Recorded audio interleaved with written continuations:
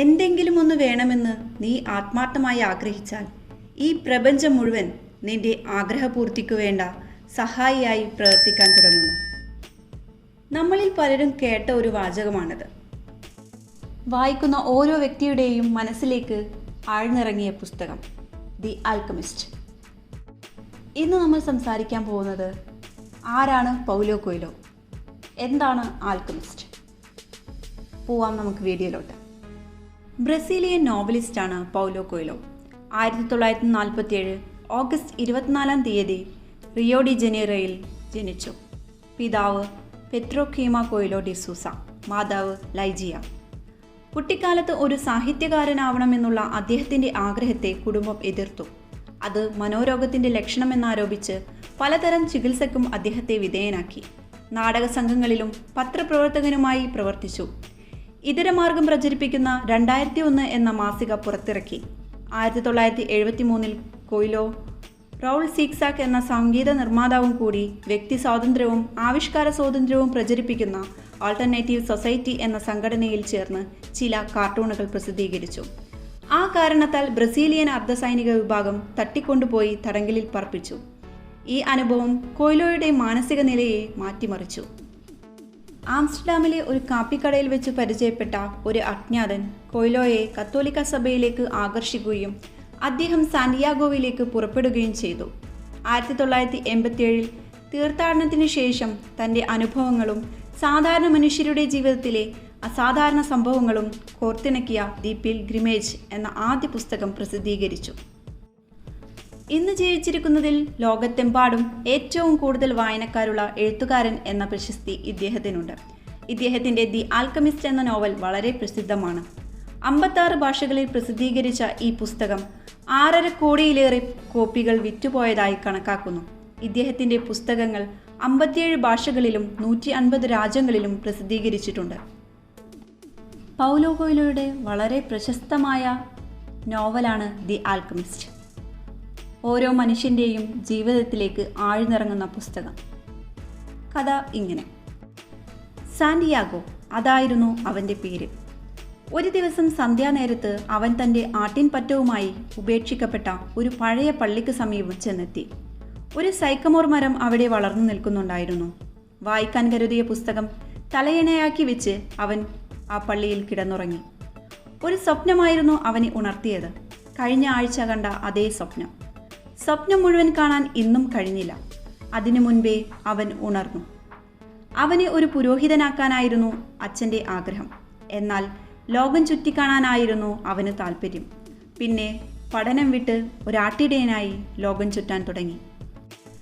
ടെഫീരയുടെ നേർക്ക് നടക്കവേ പെട്ടെന്നാണ് അവൻ ഓർത്തത് അവിടെ സ്വപ്നം വിശകലനം ചെയ്യുന്ന ഒരു ജിപ്സി വൃദ്ധയുടെ കാര്യം. അവൻ വൃദ്ധയുടെ അടുത്ത് ചെന്നു. വൃദ്ധ പറഞ്ഞു, തീർച്ചയായും നിനക്ക് നിധി കിട്ടും. വൃദ്ധ ആവശ്യപ്പെട്ട പ്രകാരം നിധി കിട്ടിയാൽ അതിലെ 10 കൊടുക്കാമെന്ന് അവൻ സമ്മതിച്ചു. നിധിക്കായി ഈജിപ്ത് പിരമിഡ് ലക്ഷ്യമാക്കി നടക്കാൻ വൃദ്ധ അവനോട് പറഞ്ഞു. അവൻ യാത്ര തുടരാൻ തീരുമാനിച്ചു. അവൻ സ്നേഹിക്കുന്ന കച്ചവടക്കാരൻ്റെ മകളെ കാണാനുള്ള യാത്ര. അന്നേരമാണ് ഒരു വൃദ്ധൻ ചന്തയിൽ വെച്ച് അവൻ്റെ അടുത്തുകൂടിയത്. ആട്ടിൻപറ്റത്തിൽ നിന്ന് 10 ഭാഗം കൊടുത്താൽ നിധി എവിടെയാണെന്ന് കൃത്യമായി പറഞ്ഞു തരാമെന്ന് പറഞ്ഞു. പ്രതിഫലമായി തരാമെന്ന് പറഞ്ഞ ആടുകളുമായി നാളെ വരണമെന്ന് പറഞ്ഞ് വൃദ്ധൻ നടന്നു മറഞ്ഞു. അടുത്ത ദിവസം അവൻ ആടുകളെ വൃദ്ധന് കൈമാറി. നിധി എവിടെയാണുള്ളതെന്ന് ചോദിച്ചു. ഈജിപ്തിൽ, പിരമിഡുകളുടെ അടുത്ത്.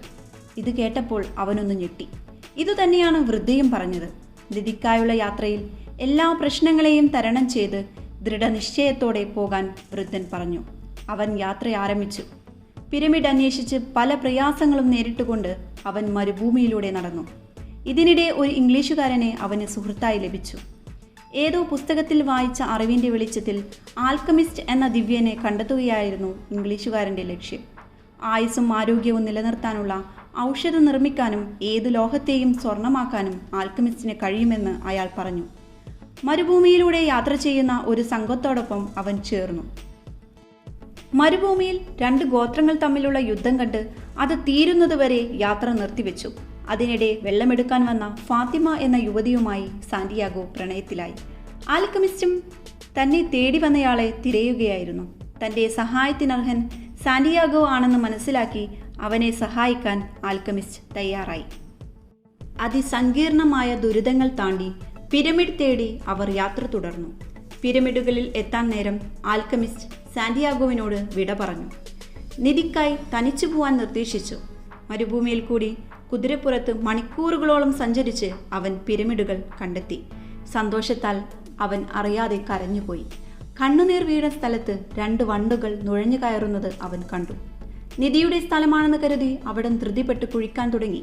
രാത്രി മുഴുവൻ കുഴിച്ചിട്ടും നിധി കിട്ടിയില്ല. അന്നേരമാണ് യുദ്ധരംഗത്ത് നിന്നും ഓടിപ്പോന്ന അഭയാർത്ഥികൾ അവനെ ആക്രമിച്ചത്. അവന്റെ സഞ്ചിയിലുണ്ടായിരുന്ന സ്വർണ്ണക്കെട്ടി അവർ കൈക്കലാക്കി. വീണ്ടും മർദ്ദിക്കാൻ തുടങ്ങിയപ്പോൾ നിധി തേടി വന്നയാളെന്ന സത്യം പറയേണ്ടി വന്നു. മർദ്ദനം കൊണ്ട് ബോധം കെട്ട പോലെ അവൻ നിലത്തു വീണു. അഭയാർത്ഥികളിൽ ഒരുവൻ പോകും മുമ്പേ ചെവിയിൽ ഒരു കാര്യം പറഞ്ഞു. നീ ചാവില്ല, രക്ഷപ്പെടും. പക്ഷെ ഇത്രമാത്രം ബുദ്ധിമോശം ആരും കാണിക്കരുത്. 2 കൊല്ലം മുമ്പ് ഇതേ സ്ഥലത്ത് വെച്ച് ഞാനും ഒരു സ്വപ്നം 2 പ്രാവശ്യം കണ്ടിരുന്നു. കടൽ കടന്ന് സ്പെയിനിലെത്തിയാൽ പഴയ പള്ളിയുടെ സൈക്കമോർ മരത്തിനടിയിൽ നിധിയുണ്ട്. പക്ഷേ ഈ കടൽ കടന്ന് ആ നിധി തേടി കണ്ടുപിടിക്കാൻ ഞാൻ നിന്നെപ്പോലെ വിട്ടിയല്ല. അതും പറഞ്ഞ് അയാൾ നടന്നു. അവൻ മെല്ലെ എഴുന്നേറ്റിരുന്നു. പിരമിഡ് തന്നെ നോക്കി പരിഹസിക്കുന്നത് പോലെ അവന് തോന്നി. അവൻ്റെ മനസ്സിൽ ആഹ്ലാദം അലതല്ലി. ഒടുവിൽ അവൻ കണ്ടുപിടിച്ചു നിധി എവിടെയെന്ന്. അവൻ തൻ്റെ നാട്ടിൽ യാത്ര പുറപ്പെട്ട പഴയ പള്ളിയിൽ തിരിച്ചെത്തി. സൈക്കമോർ മരത്തിൻ്റെ കടക്കൽ കിളച്ച് നിധിയെടുത്തു. ആ സമയം മരുഭൂമിയിൽ നിന്നും ഒരു ഇളം കാറ്റടിച്ചു. പരിചയമുള്ള സുഗന്ധമുള്ള കാറ്റ്. അവൻ്റെ ചുണ്ടുകളിൽ ഒരു ചിരി വിടർന്നു. അവൻ ഉറക്കെ വിളിച്ചു പറഞ്ഞു, ഫാത്തിമ, ദാ ഞാൻ വരികയായി. ദി ആൽക്കമിസ്റ്റ് യാത്രയുടെ പുസ്തകം ഇവിടെ അവസാനിക്കുന്നു. നമ്മുടെ എല്ലാവരുടെയും ജീവിതത്തിൽ നമ്മൾ ഒരിക്കലെങ്കിലും വായിച്ചിരിക്കേണ്ട ഒരു പുസ്തകമാണ് ദി ആൽക്കമിസ്റ്റ്. തീവ്രമായ ആഗ്രഹവും അതിനുവേണ്ടി കഠിനമായി പ്രയത്നിക്കുകയും ചെയ്താൽ തീർച്ചയായും നമുക്ക് ലക്ഷ്യത്തിലേക്ക് എത്താൻ സാധിക്കുമെന്ന് നോവലിസ്റ്റ് സാന്റിയാഗോയിലൂടെ നമുക്ക് മുന്നിൽ കാണിച്ചു തരുന്നു. ഒരു ദുരന്തത്തെ പോലും അനുഗ്രഹമാക്കി എടുക്കുന്നിടത്താണ് ഒരാളുടെ കഴിവ് പ്രകടമാകേണ്ടത്. അതിനുള്ള രീതികൾ ഓരോരുത്തരുടെയും മുന്നിലുണ്ട്. ഓരോരുത്തരുടെയും പ്രശ്നങ്ങൾ വ്യത്യസ്തമായിരിക്കാം. എന്തു തന്നെയായാലും അതിൽ നിന്ന് എങ്ങനെ നമുക്ക് ആ പ്രശ്നത്തെ മറികടക്കാം, അതിനുവേണ്ടി എന്തെല്ലാം നമുക്ക് ചെയ്യാൻ സാധിക്കും എന്ന് നമ്മൾ സ്വയം കണ്ടെത്തുന്നിടത്താണ് നമ്മുടെ ജീവിതത്തിൻ്റെ വിജയം. അപ്പോൾ ഇന്നത്തെ വീഡിയോ എല്ലാവർക്കും ഇഷ്ടപ്പെട്ടു എന്ന് വിചാരിക്കുന്നു. ഇഷ്ടപ്പെട്ടാൽ ലൈക്ക് ചെയ്യാനും നിങ്ങളുടെ അഭിപ്രായങ്ങൾ കമൻറ്റ് ചെയ്യാനും മറക്കരുത്. അപ്പോൾ നമുക്ക് ഇനിയും ഇതുപോലുള്ള നല്ല നല്ല വീഡിയോസായിട്ട് വീണ്ടും കാണാം. താങ്ക്